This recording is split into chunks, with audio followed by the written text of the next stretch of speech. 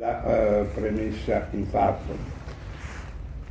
L'altro aspetto che va considerato peraltro è che noi abbiamo appunto seguito il processo penale come linea. Adesso abbiamo in documentazione qui di Roma, la Procura della Repubblica ha fatto un'indagine abbastanza ricca. Risulta inequivocabilmente che cosa? Un sistema di governo fondato praticamente, in parole povere, sulla truffa ai danni degli azionisti.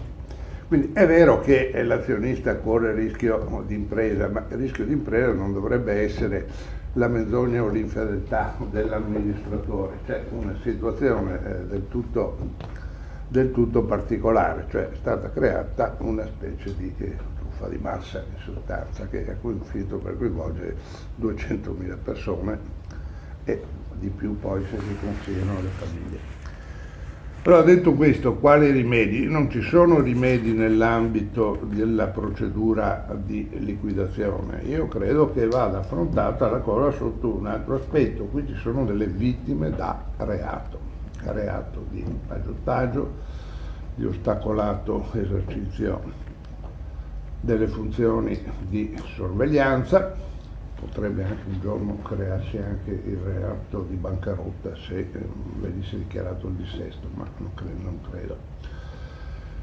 Allora, nell'ottica della tutela delle vittime da reato, ecco, io penso che sia auspicabile la costituzione di un fondo che dia almeno un parziale ristoro a queste persone, e precisando anche che il ristoro deve essere dato agli azionisti in quanto tali. Adesso si valuteranno se vi sono casi particolari di speculazione, ma non mi risulta da quello che ho visto dagli atti. Cioè, in realtà la gente o ha comprato le azioni, in modo particolare ne sono state comprate molte con l'ultimo aumento di capitale del 2014, ma anche ha tenuto per sé le azioni che aveva ereditato o acquistato anni prima risparmio per risparmio. Ora, se fosse stata data un'informazione bancaria corretta, evidentemente questi avrebbero liquidato l'investimento e quindi avrebbero potuto salvare almeno in tutto in parte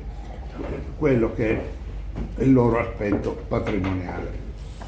Ecco perché noi ci rivolgiamo al Parlamento, dicendo qua c'è una situazione tutto particolare che ricorda un po' altre situazioni in cui è intervenuto il Parlamento, vittime della mafia, vittime della criminalità organizzata, e in quest'ottica chiediamo nei limiti delle disponibilità, ma con la massima generalità possibile, l'istituzione di un fondo che vada a favore degli azionisti delle due banche, almeno per quanto ci riguarda. C'è poco da aggiungere.